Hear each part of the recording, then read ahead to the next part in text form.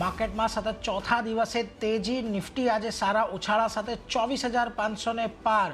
Bank નિફ્ટીમાં પણ 300 પોઈન્ટના ઉછાળા સાથે 53,000 પારનો કારોબાર. તો મિડ કેપ અને સ્મોલ કેપમાં આજે પણ ખરીદદારી યથાવત.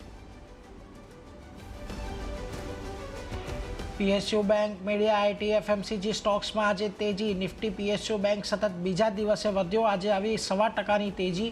તો આઈટીમાં પણ તેજી સાથેનું કામકાજ. સામે નિફ્ટી ફાર્મા અને હેલ્થકેરમાં ઘટાડો. ગાર્ડન રીચમાં આજે આવી 4%ની તેજી. ડિફેન્સ એક્વિઝિશન કાઉન્સિલે આશરે 22,000 કરોડ રૂપિયાના રક્ષા સોદાને આપી મંજૂરી, જેમાં નેવી માટેના યુદ્ધપોત અને એડવાન્સ લાઇટ હેલિકોપ્ટર સામેલ.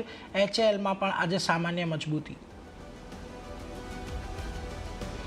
પીએનબી હાઉસિંગ મેનેજમેન્ટ તરફથી મજબૂત કમેન્ટ્રીને પગલે આજે આવી તેજી. FY27 સુધી રિટેલ લોન બુકનો 1 લાખ કરોડનો લક્ષ્ય. રિટેલ માંગમાં 17% વધારો આવવાની આશા. સ્ટોક 3%થી વધુ વધ્યો.